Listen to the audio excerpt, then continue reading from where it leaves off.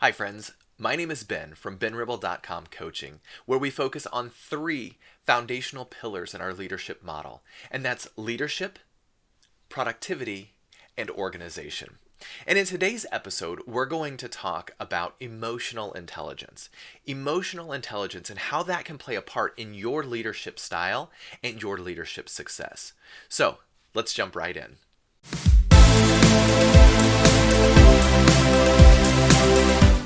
So as I said, we're going to be talking about emotional intelligence, sometimes referred to as EQ or abbreviated as EQ.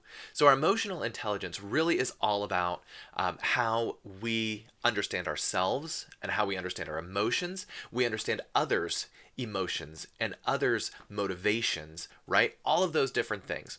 And so today we're going to talk about how understanding emotional intelligence within yourself or within others can play a huge role and have a huge impact in your leadership skills.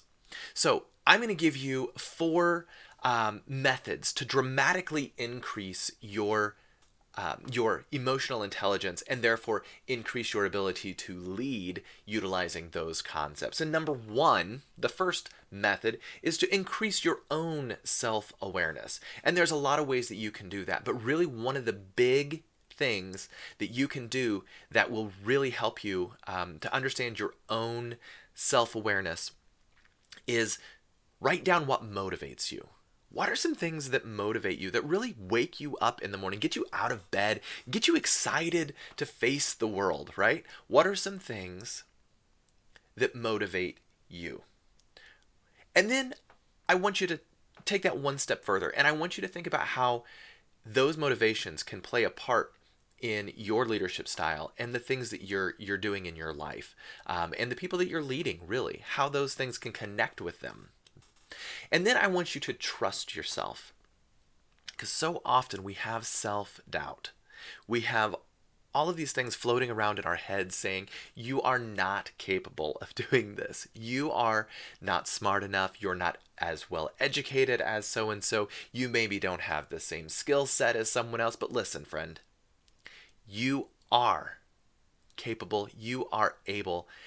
And furthermore, you are in a leadership position, or you are developing yourself into a leadership position for a reason. So trust yourself. Do not doubt your own abilities. And remember, our passions are what motivate us. They're the things that really get us going. So don't forget that when you're talking about your motivations, your passions, right? Embrace your passions. Don't be apologetic for the things that you are passionate about. Don't be apologetic in that regard. And as much as you can, and I know this is hard for a lot of people, and it's hard for myself too, but remember to try and keep your energy as high as possible, because those around you, they're going to be looking to you to see where your energy level is. And they're going to try and mimic that to a certain extent. So when you keep your energy up, it's really going to help your team, and it really helps present a more positive environment. Okay? So let's move on to number two. Number two is strengthen your discipline and self-management. Strengthen your discipline and self-management. And this one is where a lot of us struggle, and we struggle hard, because I'm asking you to be the most self-disciplined person on your team. Because people are looking to you. Well, if you're 15 minutes late to work every day, then I can be 15 minutes late to work every day. You're setting a standard with your self-discipline, right? If you don't have self-discipline, and you don't work on your self-discipline, you don't show that you are trying to better yourself, then your team is going to see that same thing, and you're going to have a hard time motivating them to do the things that you're asking them to do when they see that you're not even doing the things yourself, right? So this is one of those tough situations, but you definitely need to strengthen your discipline and your self-management, okay? And one of the ways that you can do that is seek the input of others. Ask them what things that they see in you that you can improve upon. How could you more effectively manage the team? What are some things that you've done that they liked, what are some things that you've done that they disliked? That one's going to be a hard one. But it's necessary. You need to hear these things in order to strengthen your self-management and your discipline, right? And then hold yourself accountable. That's that self-discipline. You have to hold yourself accountable, especially if you don't have anyone else in your on your team, in your organization that's going to hold you accountable. You have to be that person. And don't be afraid to delegate responsibilities to others, right?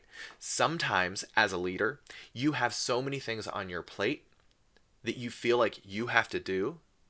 But I'm going to tell you right now, a strong leader, someone who is confident, self-confident, is going to understand that the best thing that you can do is develop your team to the point that they can do some of your job.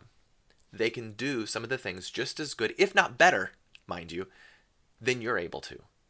So be confident enough in yourself to surround yourself with talented, qualified individuals that can take some of that burden off of you. And method number 3, develop your social awareness. Be aware of your own attitudes and your own behaviors and really the power that you have to motivate others. And show genuine concern for others always, but learn how to actively listen to them. We've talked about this in a video before about how communication is more about listening, and active listening is a super important part of that. So go back and you can actually check out that video linked above about communication. And then I want you to give others a reason to support you and your vision. That's part of motivation, is sell them on your vision. You need to be passionate about it. You need to be excited about it. Sell others on your vision, and they will stand up right beside you and fight for that vision to come to fruition. Sell that vision. And sell it hard, right? And by helping others buy into your vision, you're making them a stakeholder in that vision. So when you succeed, it's not just you individually, it's your team together succeeds. And that is powerful, my friend. When a team can succeed together, more can be accomplished. Hands down. Hands down, more can be accomplished with a team that is all on the same page, right? So don't forget to seek the advice of your team when you're setting up your visions, when you're setting up your goals. Get their input, again, because that input, having them buy into your vision and selling them on your vision, powerful. And number 4, the 4th method to increasing your emotional intelligence and therefore improving your leadership skills is to emphasize greater relationship management. And what do I mean by that? Well, I want you to learn how to bring out the best in yourself and in others.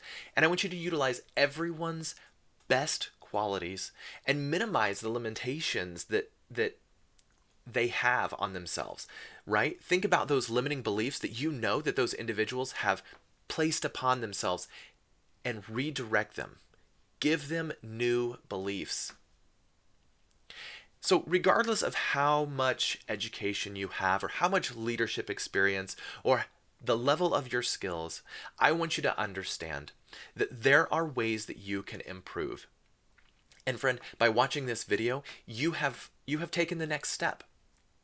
And the next step, even after this, is putting some of these things into practice. So I want you to take a couple of the things that you learned in this video, whether it's learning to increase your self-awareness, whether it is strengthening your discipline and your self-management or developing your social awareness. Maybe it's learning to emphasize greater relationship and management. Whatever it is, I want you to take that and maybe just take one of those things for now and put it into effect today or tomorrow. Don't wait. Put it into effect. Okay? And you're going to realize that learning to use people's skills, or use your people skills, I should say, to harness others' talents and energy is going to catapult you in the leadership world.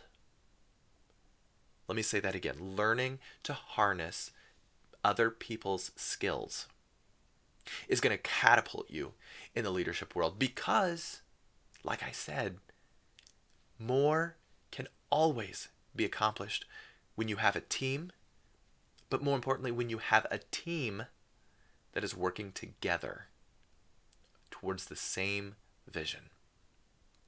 All right, now, as a special gift for you for sticking around to the end of this video, I have a free gift for you that I really want to make sure that you have a chance to download or take.